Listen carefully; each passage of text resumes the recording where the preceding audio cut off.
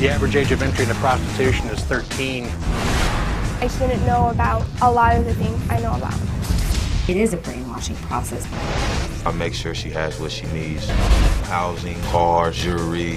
It's been getting worse. They're subject to violence.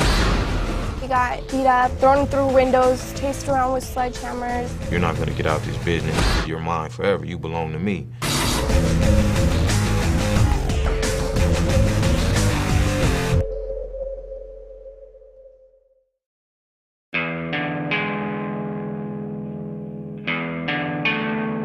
Dear Mom and Dad,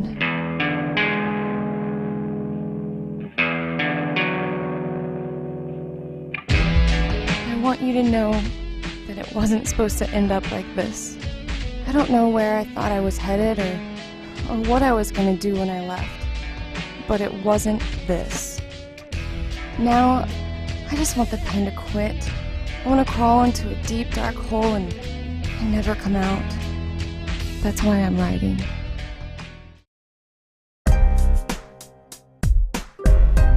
Usually people run away for a reason. A lot of girls aren't running just for the sake of running. In the cases I've handled, I have had girls run away because there's sexual abuse going on in the home, either by maybe a biological father, a stepfather, physical abuse, drug use in the home, emotional abuse, they're getting yelled at all the time. There's usually some reason why a child runs.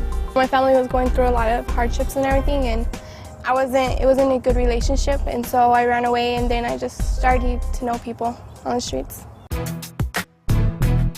You can have girls from Scottsdale with a nice family background, you know.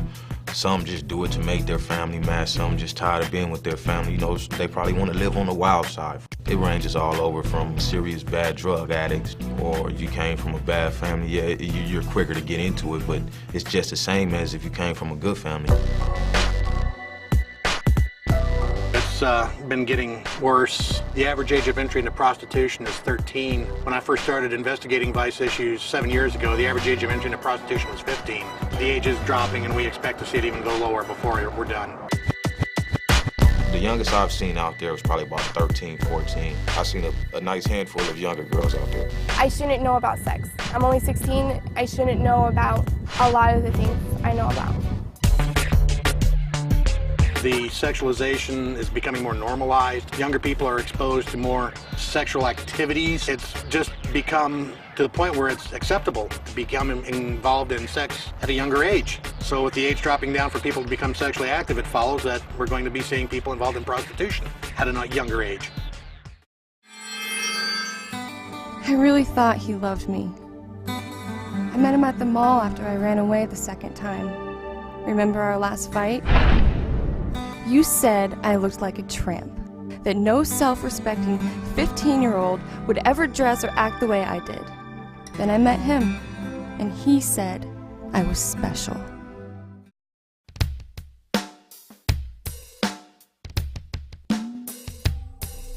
The malls, if not the malls, you know, if I'm driving down the street or something, and say it's late, 6, 7 o'clock, you know, past the time you usually get out of school, I look for a younger female, you know, a younger female with a backpack or something, because the first thing I'm going to think is, okay, she's leaving home. She's leaving home for a reason. More than likely, she just got into it with her parents, and she decides she wants to run away from home. When I first met him, he was really nice. He was really sweet. He was really funny. He was tall. He wasn't fat. He was slender, you know. He looked normal. I would ask a woman out to dinner, try to spend some time with her. And while we are at dinner, or, you know, at dinner at the movies, or even walking through the mall, you know, I finally tell her what I do. You know, it's either she likes it or she doesn't. But after I spend so much money on her, hey, well, she likes having money spent on her. She likes having money. She likes the finer things in life like everybody. It's all materialistic, but of course, who doesn't want it? Spend a certain amount of money on her, then, you know, I'll tell her, hey, you can have everything I have, man. All you gotta do is be willing to do it, you know. And maybe I'll start by first I try to make her whole for me, and if not, you know, I'll try to put her into a strip club, all the way to escort services. Pimps make contacts with victims in lots of different ways.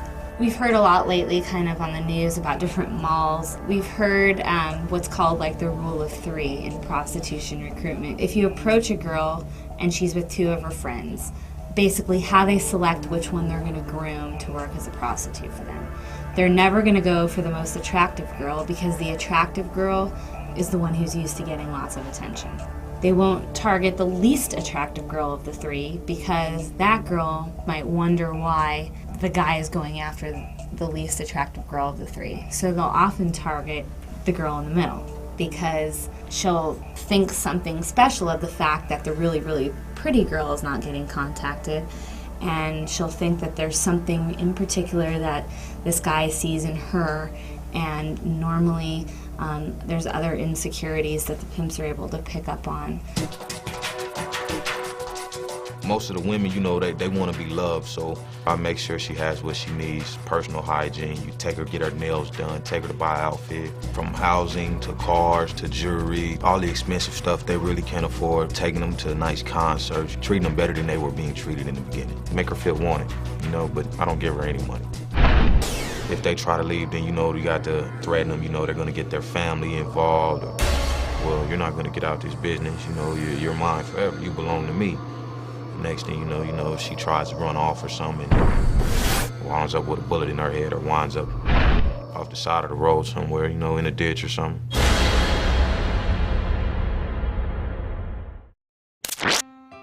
At first, I really loved him, and he told me he loved me. He said I was smart and pretty. He was gonna make me a big star. He took photos, headshots, and everything. He said I'd be famous. And I believed him from the bottom of my heart. I believed him because he was so cool and so good to me. We did fun things. He showed me what it was like to be treated well. He had a lot of money, nice clothes, jewelry, and a real fancy car. I was so happy to be with someone who really cared. And then suddenly he was mean, hateful, and evil. He screamed at me, and he hit me, and he really hurt me. And when I tried to run, he threw me in the car and took me away. I ended up in a place that was hot and dirty, and then I really hated him. But I didn't have anywhere to go.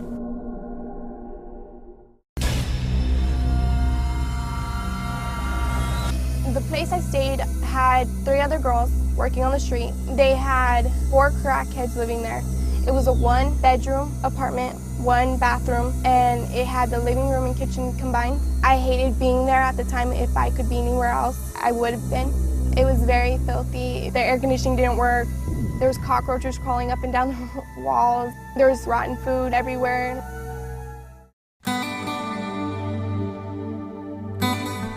You can't believe the things he made me do, Mama. The things I did all by myself. I started hating him something fierce. But worse than that, I started to hate myself even more than I hated him. I wasn't a star. I was a criminal and I couldn't get away. But even if I could have run, I didn't know where to run to. In this prostitution culture or lifestyle is commonly referred to as the game. And it's its own unique culture, it's got its own set of terminology, and it is a brainwashing process because these girls are given rules by these pimps that they need to follow. They're told the money always goes to the pimp. They're told if you're underage that you never give up the pimp and you never tell them how old you are. They're told that you always walk with your head down, you don't make eye contact with any other pimps, you don't get in the car with people who you think might be pimps.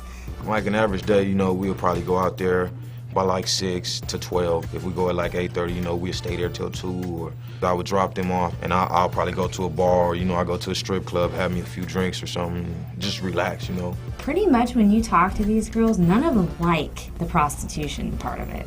You ask them, well, how did you feel when you were out there jumping in the car with these strange guys? And they hate it. But they're so brainwashed into thinking that they're doing something good for themselves or for the pimp that they just, when they're in the middle of the act, just block it out of there. But now, the worst is the pain. You can't believe how bad I hurt now. horrible. In the beginning, it wasn't all that bad if I just made my brain go dead. Then I got into some trouble because walking the street is hard and the people are mean.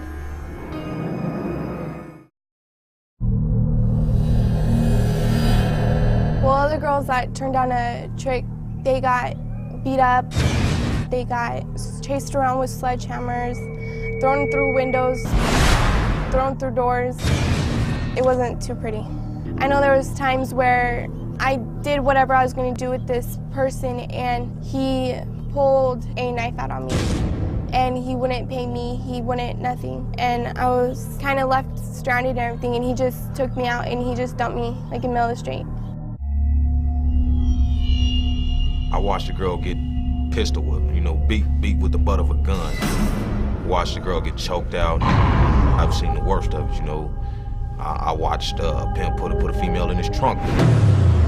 She could be breaking the rules, she could not be doing it right. Like, okay, it's been times like a female would try to hold back money from him, and that'll make him beat her. Or if the female's not applying herself, she's not putting herself out there to be sold, if she just walking up and down the street but not doing nothing at all, or she's been out there 2 hours and hasn't caught one trick, that makes any pimp angry, man. And it's been times like, okay, if she doesn't do something right, or if she don't bring back enough money, all that's cause for, a pimp to get real aggressive, and they're called like so-called guerrilla pimps. In a lot of my cases, I've seen girls who have been out there working, been affected by what they're doing physically because they've been sexually assaulted while they're out there.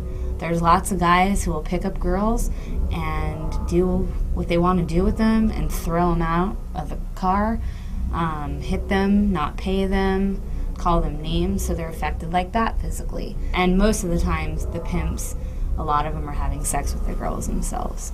They're either raping the girls or engaging in what the girls consider to be consensual, but obviously, if they're underage, they don't have the capacity to consent. But Daddy, I'm tough. I really am. Lately, I've been real hurt and sick inside. I started taking these pills he gave me. They helped for a while, but they don't seem to help anymore.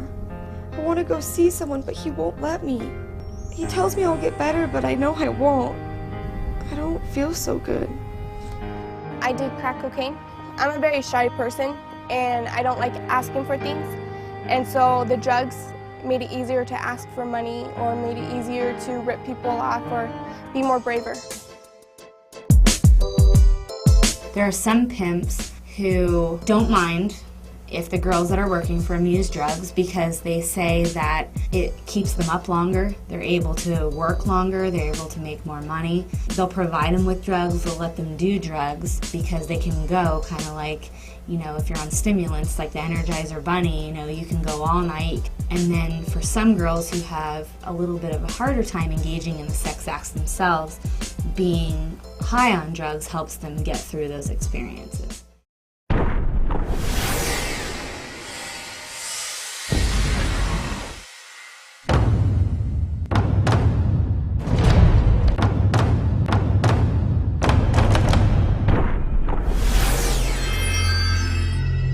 Some of the things that I've seen on prostitutes in general and child prostitutes, young women, it seems like prostitution and drug use sort of go hand in hand. So it's not that unusual for me to see track marks on the arm, tattoos, and the tattoos can be a sign of a statement. More than usual, though, they are to hide the track marks. One of the things that I usually see, though, is what is called emaciation. Emaciation is most of these women are not in the best of shape. Now, that can be because of some sort of disease that they acquired while they are prostituting themselves. These venereal type of diseases causing the person to become first immunosuppressed and then start losing weight. So they do look quite emaciated because of that. I've been pregnant about 5 times. 3 times I know who 3 of them were.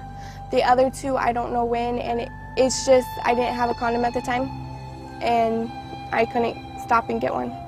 I've gotten STDs on the street, and now I have 2 STDs that I'm going to keep for the rest of my life. I know that you guys have problems. It always kills me to see you fight, and I also don't like some of the things you say to me. But no matter how bad it gets at home, I would rather be there than here. I miss my bed. I miss my friends. I miss you. And I really miss Richie. Can you say hey to him for me? Tell him that his big sister is okay. That she's coming home and that everything's gonna be okay. I really think I can do that because I've heard about a couple girls who've gotten out. Things can go back to the way they were, can't they?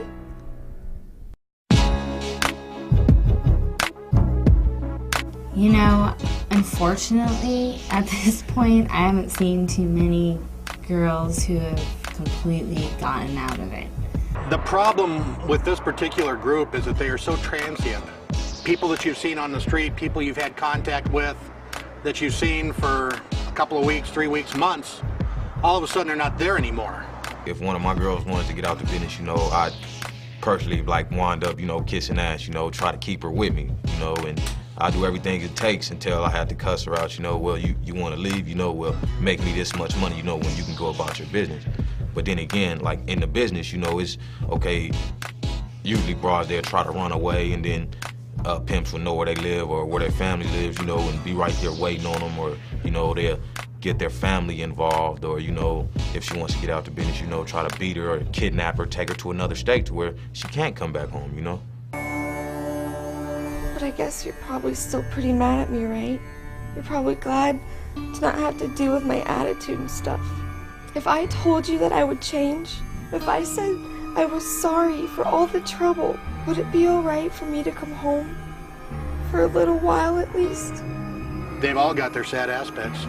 People looking to go home, people that got into it not knowing what was coming their way, girls that were sold the big lie, and they started out thinking that this was going to be their career, this is going to leverage them into some kind of big money and success.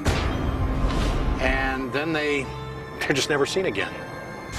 About 3 years ago, my cousin, she was out in Tennessee, but I knew she was home, and supposedly she got hit by a train. But like I was telling my family, I kind of think she was pushed. We had one girl that was arrested for prostitution in Phoenix. She was from Riverside, California. She was arrested here. She went back home, got back into the life, and was murdered in Riverside. I'm really scared now, and I don't want to be here for one more minute, so can I please come home? Love, Sarah.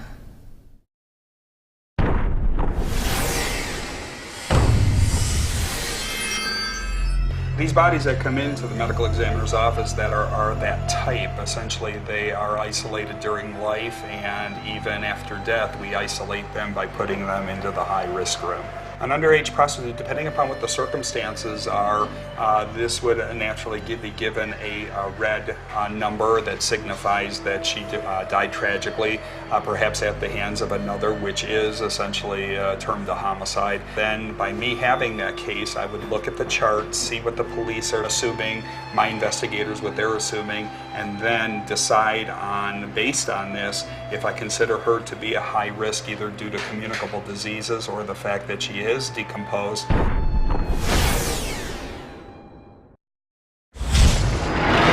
But it wasn't supposed to end up like this. I really thought he loved me. He was gonna make me a big star. Big star. Big star. Big star.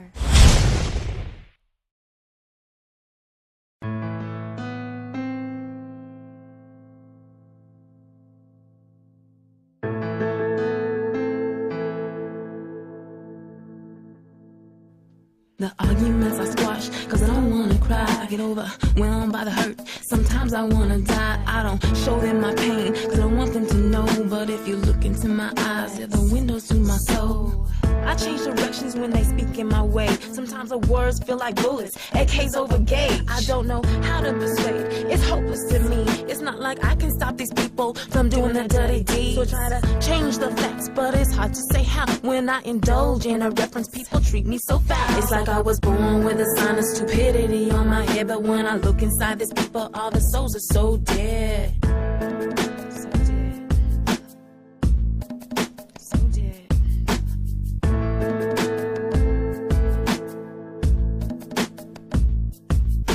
I do all I can do, but it's not enough of them. They keep on searching, trying to find me till the end. Break down one time, try to force it till it's rough. Insult my intelligence, they think my brain is mush. Cause they don't know the meaning of the liberty that stands. They hope and think it's mutual, but they don't know the trend. Ensure the resources, they trying to get the young ones. I brought it to a halt, they don't know what's going on. How did I defeat the odds? What I do to get there? I'm monkeys on the back. Expressions like a big snare. Destination, I'm determined. Always focus, listen, learn, and dominate the facts of life. Try to find new ways of earning. Out on my own. I'm on my own. I can't take this no more. No more. No more. You damage my soul. I can't take this no more.